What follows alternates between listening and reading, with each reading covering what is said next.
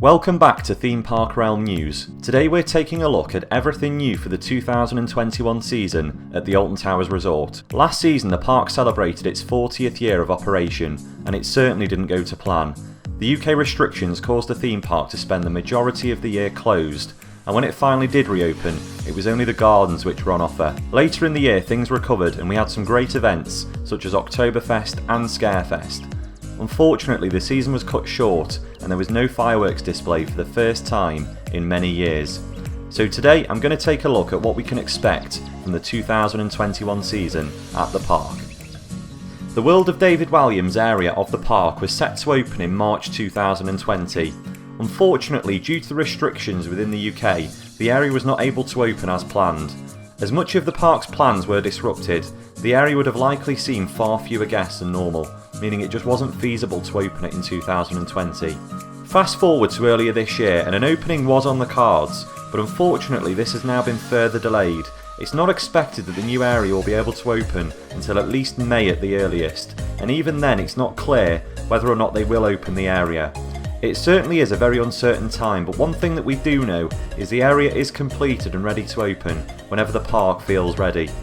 And don't forget, it's not just Gangster Granny the ride in this new area. There is also the Royal Carousel, Raj's Bouncy Bottom Berth and Raj's Shop. The whole area has been refurbished and looks so much more vibrant, and we're sure that they will look to add even more attractions to the area in the future. Another big change for the 2021 season will be the new annual pass booking system for annual or season pass holders. Although season passes are unfortunately off sale for the time being, existing pass holders and Merlin pass holders are now able to make use of the new Merlin booking system, enabling pass holders to cancel and reserve a set number of slots. Tickets are being released in waves to ensure everyone can access them, so it is worth keeping an eye on the Alton Towers and Merlin social pages for the latest updates on those releases.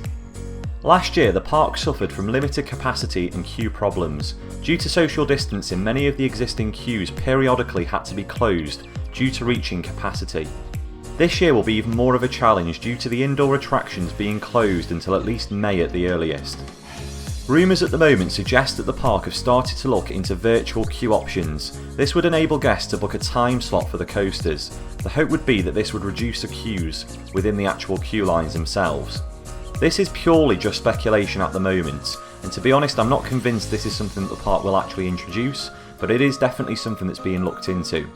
There is also rumours that the park's digital photo pass, known currently as a Digipass, will now use facial recognition to automatically route ride photos to people's phones without them having to queue.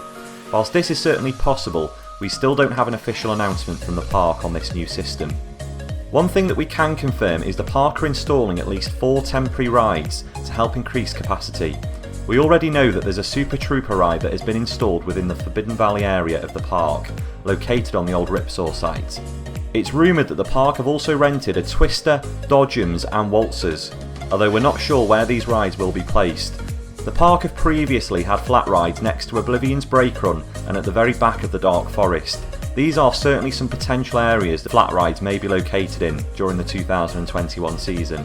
Personally, I think this is a really good idea and will hopefully lead to some more permanent flat ride installations in the future. In recent years, the park has definitely been lacking some filler rides, and maybe they're finally starting to realise that they do actually need some flat rides between the coasters. So despite last year being a very challenging time for theme parks, Alton Towers still pulled off some amazing events. Whilst we're sure Scarefest will return this year, I'm still not sure about Oktoberfest or the fireworks event. I think this very much depends on the social distancing rules and how well the events coped last year. For now, the events page on the website is actually completely blank. I do expect this is probably just the park being cautious, and I think we expect there will be some further announcements over the coming months in terms of events for the 2021 season. In terms of opening timescales this year, the Alton Towers Gardens will be opening from the 29th of March 2021. The theme park will then open from Monday the 12th of April, and on the 12th of April some of the park's accommodation will also open, including the Woodland Lodges and the Tree Houses. It's expected that the hotels on the park will then open from the 17th of May, as this is currently the earliest date that hotels in England will be permitted to open. We also expect that the water park and spa will be allowed to reopen on the 17th. However, this is subject to change at the moment. In terms of other little bits of work around the park, we do know that roofing work has been completed on the old Tudor Lodge entrance. Work on this building has been going on throughout the 2020 season, but it's now believed to be in the final stages. Leak Signs have also been around installing new signage around the park, as they always do every year. Other than that though, there doesn't seem to be much other work around the resort. Obviously, with what happened last year, we're not expecting that many changes for 2021.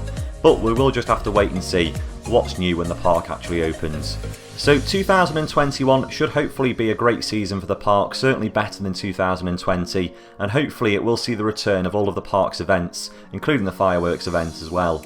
I certainly can't wait to check out the new additions and the additional flat rides for 2021. Which rides are you most looking forward to? Let me know in the comments below. As always, thank you very much for watching, and I'll see you next time.